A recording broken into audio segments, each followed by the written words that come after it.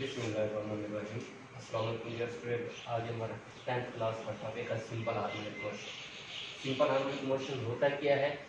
Simple harmonic motion occur when net force is directly proportional to the displacement from the mean position and its direction is always directed toward the mean position. अब इसका क्या मतलब है? अब ये देखिए, फर्ज करें हमारे पास ये बॉल एंड बॉल सिस्टम है। ये बॉल एंड बॉल सिस्टम है। यहां पे हमारे पास एक बॉल रखी हुई है, जहां पे रखी हुई है ये जो पॉइंट है हमारे पास, इसी पॉइंट को मेन पोजीशन कहते हैं। मेन पोजीशन जिसको मैं ओ का नाम देता हूं। और जब बॉल को इसी तरह हम कुछ ऊपर लेके जाएंगे, कुछ डिस्प्लेसमेंट कवर करेगा, तो यहां पे जब आएगा तो ये पॉइंट हमारे पास ए बन जाएगा, जिसको एक्सट्रीम पोजीशन कहते हैं। Extreme position. और बॉल यहां पे भी आएगी, जब छोड़ेंगे तो बॉल यहाँ पे आएगी। यहाँ पे इनर्शिया की वजह से जिस्म नहीं रुकेगा, बॉल यहाँ पे आके रुकेगी एक लम्हे के लिए, एक सेकंड के लिए। ये भी हमारे पास बी पॉइंट है, इसे भी एक्सट्रीम पोजीशन। Extreme position.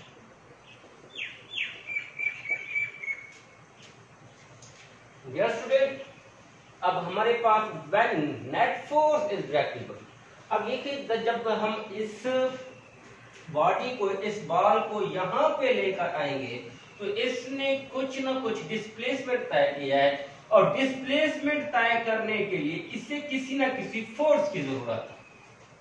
अब वही फोर्स जो है,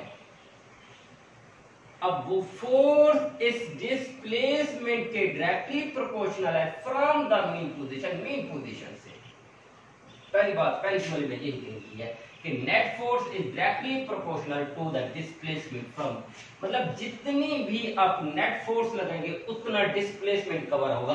कहां से? फ्रॉम मेन पोजीशन से। And its direction is always directed toward the mean position. अब यहां पे जो हमें फोर्स हासिल होगी, वही उसी फोर्स की जो डायरेक्शन होगी, फोर्स की जो डायरेक्शन होगी वो हमेशा मेन पोजीशन की जाएगी, हमेशा मेन पोजीशन की जानिब होगी। इसी तरह की किसी भी जिस्म की मोशन जो होगी वो सिंपल हार्मोनिक मोशन होगी। ये तो जस्ट हमारे पास डेफिनेशन थी। अब हम इसके important feature of simple harmonic motion पढ़ते हैं। अब इसमें क्या है? A body executing simple harmonic motion when vibrate about it's main position. कि हमारे पास एक जिस्म जो है सिंपल हार्मोनिक मोशन उस वक्त हासिल करेगा जब ये जिस्म जो है अपनी हरकत को मेन पोजीशन से आगे पीछे दोहराएगा। अपनी मेन पोजीशन से आगे पीछे जब हरकत को दोहराएगा, वाइब्रेट करेगा, उसी को भी, ये भी एक हमारे पास सिंपल हार्मोनिक मोशन की प्रॉपर्टीज। अब दूसरी क्या है? Its acceleration is always directed toward the mean position. अब साफ से जब according to the second law of motion, जब भी किसी जिस्म पे आप फोर्स लगाएंगे, फोर्स की डायरेक्शन में ही एक्सीलरेशन पैदा होगा। फोर्स की डायरेक्शन में ही एक्सीलरेशन पैदा होगा। अब इसी नेट फोर्स की वजह से हमें एक्सीलरेशन होगा। अब नेट फोर्स की direction always directed toward the mean position है, इसलिए यहां पे जो हमें एक्सीलरेशन हासिल होगा, एक्सीलरेशन की डायरेक्शन भी हमेशा मेन पोजीशन की जाएगी। एक्सीलरेशन की डायरेक्शन भी हमेशा मेन पोजीशन की जाएगी। अब तीसरा, the magnitude of this acceleration is directly proportional to the displacement. अब यहां पे जो हमारे पास हमें एक्सीलरेशन हासिल हुआ है थ्रू द नेट फोर्स, यही नेट फोर्स जो है डिस्प्लेसमेंट के डायरेक्टली प्रोपोर्शनल है फ्रॉम द मेन पोजीशन। और ये एक्सीलरेशन जो है एक्सट्रीम पोजीशन पे मैक्सिमम हो जाता है। एक्सट्रीम पोजीशन पे मैक्सिमम हो जाता है, जबकि मेन पोजीशन पे यही एक्सीलरेशन जो है हमें जीरो हासिल। ये तीसरी इसकी प्रॉपर्टी। अब चौथी क्या है? Its velocity maximum at mean position while zero at the extreme position. इसका क्या मतलब है?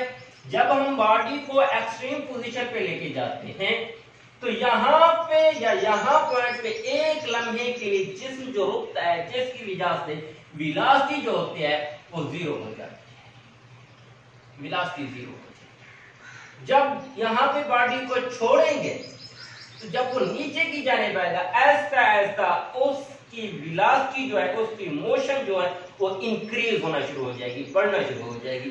जब वो यहाँ पे मेन पोजीशन पे पहुंचेगा, यहाँ पे इसकी वेलोसिटी जो होगी वो मैक्सिमम हो जाएगी। ये जो थी हमारे पास चंद प्रॉपर्टीज थी सिंपल हार्मोनिक मोशन की। अब हम सिंपल हार्मोनिक मोशन की कंडीशन पढ़ते हैं।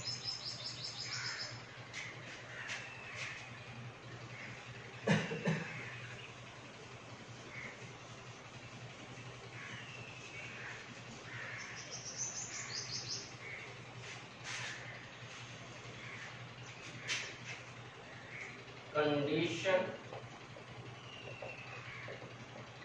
Of simple harmonic motion. कि कोई जिस्म जो सिंपल हार्मोनिक मोशन में है उसके लिए हमें कौन कौन सी कंडीशन, कौन कौन सी शर्त जरूरी है। एक तो पहली जो हमें है उसमें रिस्टोरिंग फोर्स में, रिस्टोरिंग फोर्स। दूसरा हमारे पास क्या हो? Hooke's law apply.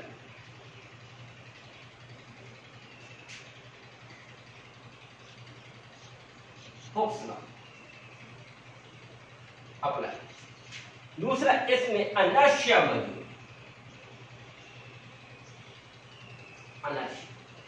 इनर्शिया मौजूद। तीसरा force directly proportional to the displacement. Force यहां से लेकर यहां तक जो हमें डिस्प्लेसमेंट तय किया, जिसे मैं एक्स से डिनोट कर रहा हूं, एक्स से ज़ाहिर कर रहा हूं। अब net force is directly proportional to the displacement. अब नेट फोर्स की डायरेक्शन जो हो वो हमेशा मेन पोजीशन की तरफ। इसकी जगह पे अब एक्सीलरेशन भी कह सकते हैं। Acceleration directly proportional to the displacement. Acceleration always directed to the mean position. 1 2 3 4 5 ये 5 कंडीशन है। जो भी जिस्म वाइब्रेट कर रहा हो अपनी मेन पोजीशन के इर्द गिर्द, अगर इन 4-5 चीजों में से कोई एक चीज भी हमें ना मिले तो सिंपल हार्मोनिक मोशन की एग्जांपल नहीं होगी। सिंपल हार्मोनिक मोशन की एग्जांपल के लिए हमारे पास 1 2 3 4 5 चीजें होनी चाहिए। अब इसमें रिस्टोरिंग फोर्स मैंने बताया। अब हमारे नेक्स्ट में ये चीज बताऊंगा कि when a mass attach to the spring, उसमें इस चीज की वजाहत हो जाएगी।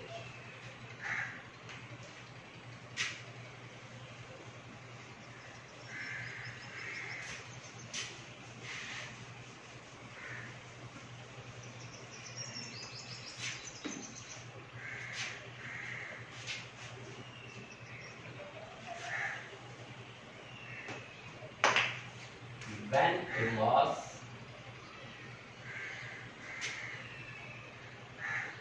attached to the spring, अब हमने ये देखना है कि स्प्रिंग के जरिए के साथ जो हमने मास अटैच कर दिया है, क्या उसकी वाइब्रेशन जो है, क्या उसकी मोशन जो है वो सिंपल हार्मोनिक मोशन है कि नहीं।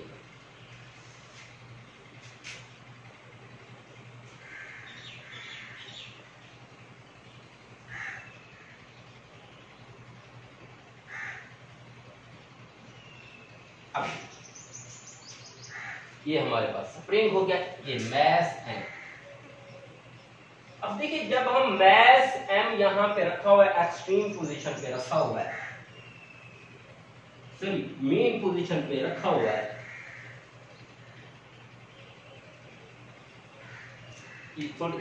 इसी शक्ल को थोड़ा ऊपर बनाते हैं ताकि नीचे वाले तीनों की शक्लें हमें वाज़ेह तौर पे समझ आए।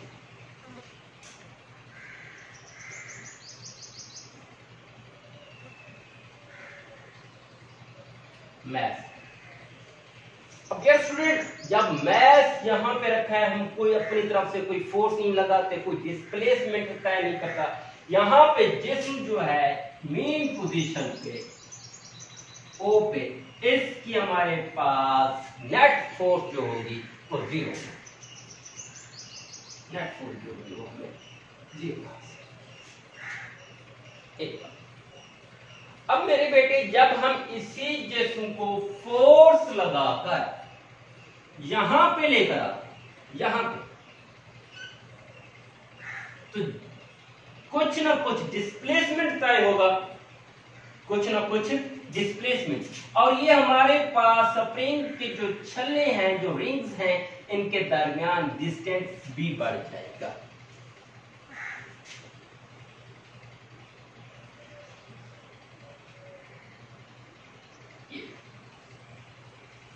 ये मैथ एंड यहाँ पे। अब ये जो हमारे पास है, ये हमारे पास एक्सट्रीम पोजीशन है जिसको मैं ए कर रहा हूं, एक्सट्रीम पोजीशन। अब यार स्टूडेंट, यहाँ पे कुछ बात समझने वाली है। अब देखिए, पहले जिस्म जो था यहाँ पे था, एक्सट्रीम पोजीशन पे था, उसने कुछ ना कुछ डिस्प्लेसमेंट कवर किया। जब उसने कुछ ना कुछ डिस्प्लेसमेंट कवर किया है, इसका मतलब है इस पे कोई ना कोई नेट फोर्स अप्लाई हुए, हमने इस पे कोई ना कोई फोर्स लगाई। वही फोर्स जो है डिस्प्लेसमेंट के directly proportional, according to the Hooke's law.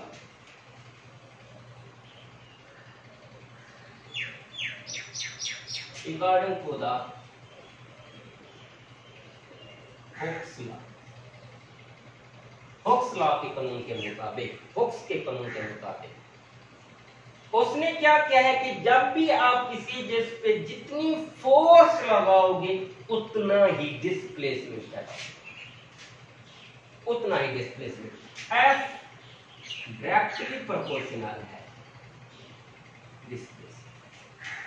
अब गैस में यहां पे नफी की अलामत लगा, यहां पे मैंने नफी की अलामत क्यों लगाया है? क्योंकि जो यहां पे फोर्स पैदा हो रही है उसकी डायरेक्शन हमेशा मेन पोजीशन की जानिब, मतलब डिस्प्लेसमेंट और नेट फोर्स की जो डायरेक्शन होगी वो अपोजिट होगी, इसलिए मैंने यहां पे नफी का साइन लगाया है। ये बहुत इंपॉर्टेंट बात है कि यहां पे नफी का साइन क्यों आता है, क्योंकि फोर्स और डिस्प्लेसमेंट की जो डायरेक्शन है वो अपोजिट है। ये बात। अब मेरे बेटे, ये हमारे पास है प्रोपोर्शनलिटी का साइन, ये प्रोपोर्शनलिटी का साइन। जब भी ये हटेगा उसकी जगह पे हमने दो चीजें लगानी होती है, बराबर और constant. F is equal to नफी के एक्स, और यहां पे जो K है ये स्प्रिंग कांस्टेंट को जाहिर करता है। यहां पे जो K है ये किसको जाहिर करता है? Spring constant, spring constant. अब इसकी डेफिनेशन क्या बनेगी स्प्रिंग कांस्टेंट की? K इज इक्वल टू नफी F over X। The ratio between force and displacement is called spring constant. और स्प्रिंग कांस्टेंट जो है ये स्प्रिंग की स्टेफनेस, उसके सख्तपन पर असर करता है। जिसमें K की वैल्यू ज्यादा होगी वो स्टेफ होगा, सख्त होगा, जिसमें K की वैल्यू कम होगी वो हमारे पास सॉफ्ट होगा, नरम होगा। ये बात याद रखना, K depends upon the stiffness of spring.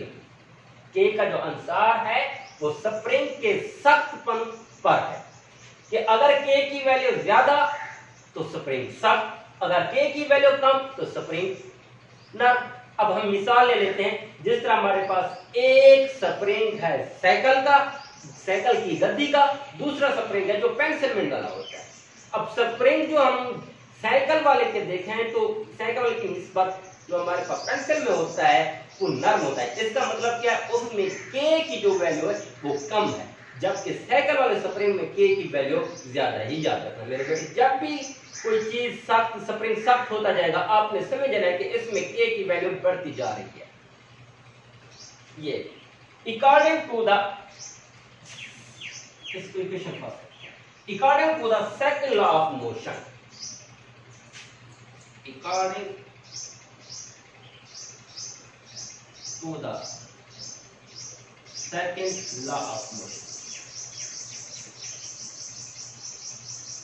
Law F is equal to m, यही वैल्यू जो है इक्वेशन फर्स्ट में पुट कर दें, हमें ये हासिल होगा m a is equal to नफी k। अब इसी m को आप इधर जाए, यहाँ पे एक्सीलरेशन के साथ मल्टीप्लाई हो रहा है, दूसरी तरफ किस चीज का हो जाएगा, डिवाइड का हो जाएगा। एक्सीलरेशन इज इक्वल टू नफी k बटा m।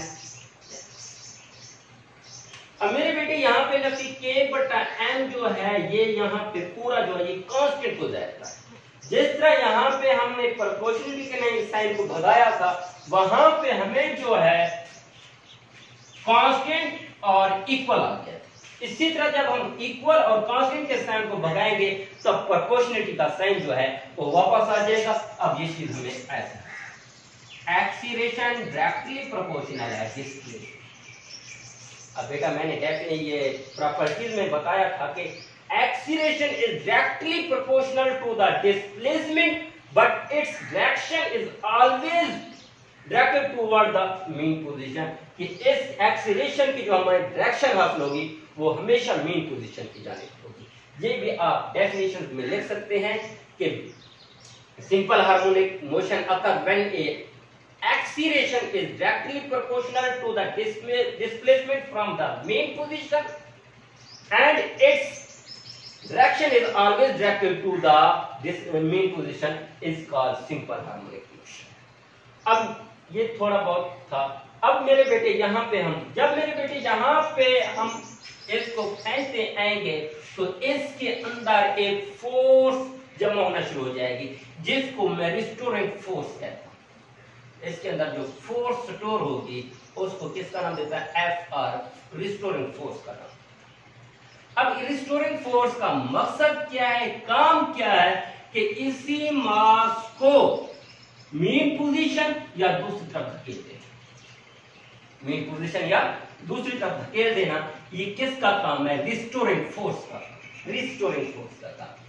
अब मेरे बेटे जब मैं इसको छोड़ूंगा तो रिस्टोरिंग फोर्स की वजह से जिस्म जो है वो वापस जाना शुरू हो जाएगा। जब वो ओ पे पहुंचेगा, मेन पोजीशन पे पहुंचेगा, ड्यू टू इनर्शिया जिस्म जो है वो ओ पोजीशन पे नहीं रुकेगा बल्कि वो बी पे आके रुक जाएगा।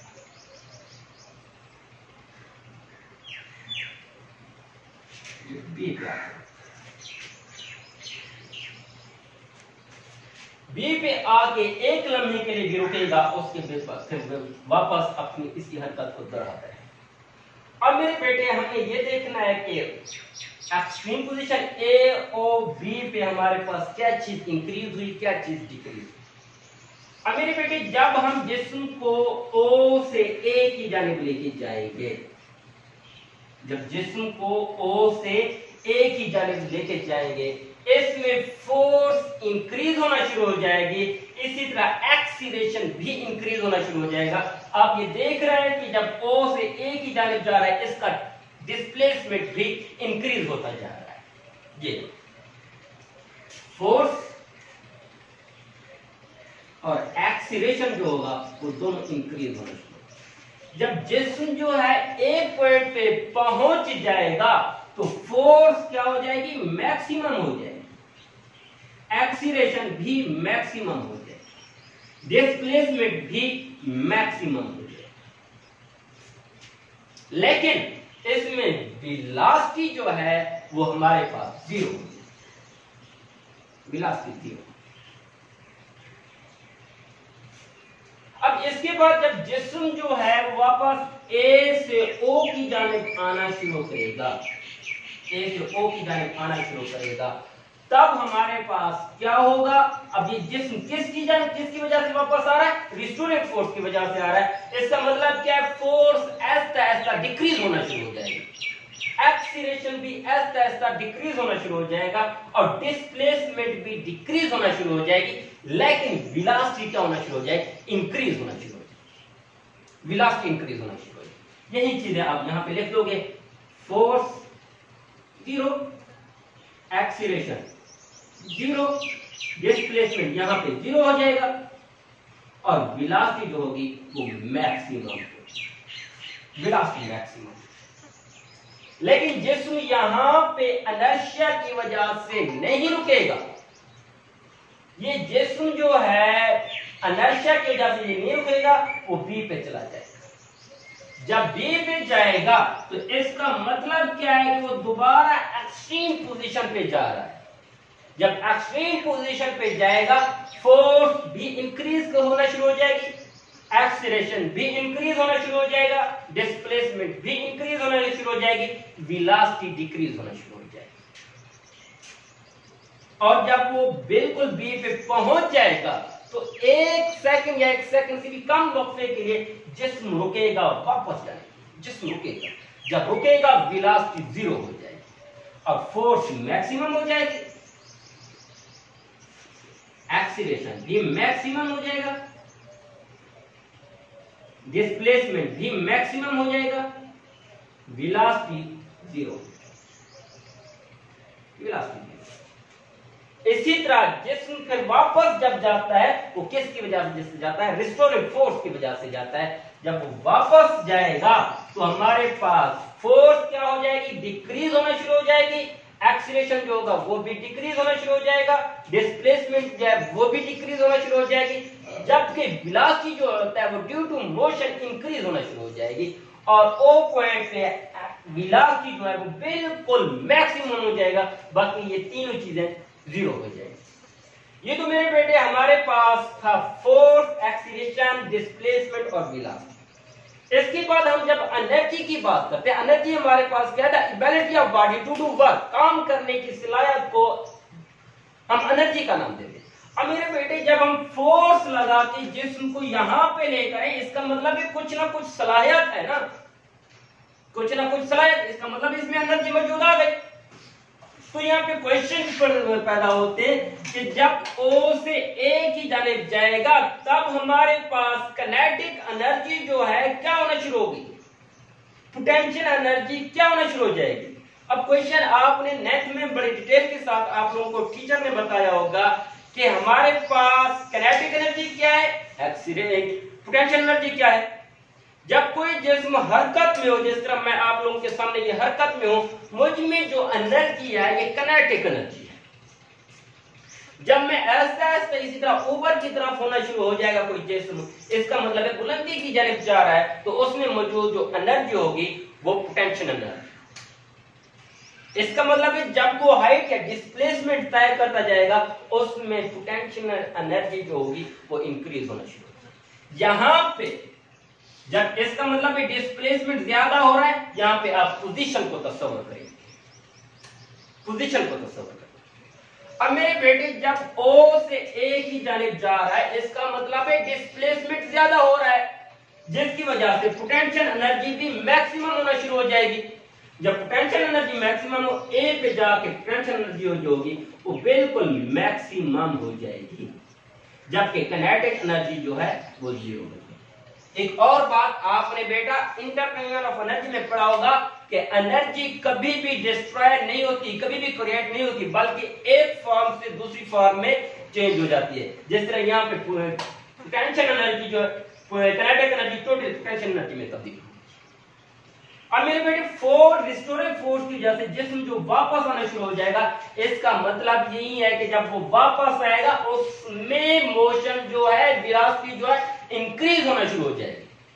जब वेलोसिटी इंक्रीज होना शुरू हो जाएगी तो हमारे पास काइनेटिक एनर्जी बढ़ना शुरू हो जाएगी, वो भी इंक्रीज होना शुरू हो जाएगी। जब वो O पे पहुंचेगा, मतलब मेन पोजीशन पे पहुंचेगा, तो उसकी काइनेटिक एनर्जी जो है वो बिल्कुल मैक्सिमम हो जाएगी और पोटेंशियल एनर्जी जो है वो बिल्कुल 0 हो जाएगी। पोटेंशियल एनर्जी क्या हो जाएगी, जीरो हो जाएगी। जब वो दोबारा O से B की जाने हो जाए, क्योंकि यहाँ पे जिस्म नहीं रोक रहा है, किसकी वजह से नहीं रोक रहा है, इनर्शिया की वजह से नहीं रोक रहा। जब O से B की जानिब जाएगा, अब देखिए वो दोबारा डिस्प्लेसमेंट कवर कर रहा है, डिस्प्लेसमेंट तय कर रहा है, मैक्सिमम जा रहा है डिस्प्लेसमेंट की जानिब, तो पोटेंशियल एनर्जी भी मैक्सिमम होना शुरू हो जाएगी, पोटेंशियल एनर्जी इंक्रीज होना शुरू हो जाएगी। जब B पे पहुंचेगा तो पोटेंशियल एनर्जी क्या हो जाएगी, मैक्सिमम हो जाएगी, जबकि काइनेटिक एनर्जी क्या हो जाएगी, जीरो होती जाएगी। जब दोबारा B से O की जानिब जाएगा तो यहां पे फिर पोटेंशियल एनर्जी डिक्रीज होना शुरू हो जाएगी, काइनेटिक एनर्जी इंक्रीज होना शुरू हो जाएगी। इसी तरह हमारे पास ये जिस्म जो है वो वाइब्रेट करता रहेगा, अपनी मोशन को रिपीट करता रहेगा। ये हमारे पास, अब हम देखते हैं क्या यहाँ पे सिंपल हार्मोनिक मोशन की एग्जांपल है कि नहीं है। अब डियर स्टूडेंट, मैंने पहले आपको चंद कंडीशंस पढ़ाई थी, उसमें सबसे पहले मेरी कंडीशन क्या थी कि hooks law apply, sorry restoring force मौजूद हो। पहले मैंने कंडीशन ये लिखी थी, रिस्टोरिंग फोर्स मौजूद हो। अब ये देखिए, जब जिस्म को यहाँ पे लेकर आते हैं उसमें फोर्स स्टोर होना शुरू हो जाती है। अब उसी रिस्टोरिंग फोर्स की वजह से जिस्म वापस जा रहा है, अपनी हरकत को आगे पीछे दोहरा रहा है, इसका मतलब है इसमें रिस्टोरिंग फोर्स मौजूद है। इसके बाद दूसरी जो मेरे पास कंडीशन थी, मैंने आप लोगों की कंडीशन ये आगे पीछे लिख सकते हैं, मैंने जो दूसरी कंडीशन लिखी थी वो लिखी थी हुक्स लॉ। अब देखिए हुक्स लॉ को यहाँ पे अप्लाई हो रहा है, according to the Hooke's law कि force directly proportional to the displacement. इसका मतलब है दूसरी कंडीशन भी हमारे पास फुलफिल होगी, पूरी होगी। अब इसके बाद तीसरी जो थी मेरे पास इनर्शिया मौजूद होगी। अब इनर्शिया की वजह से जिस्म O पे नहीं रुक रहा, इसका मतलब है यहाँ पे इनर्शिया की वाली कंडीशन भी मुकम्मल होगी।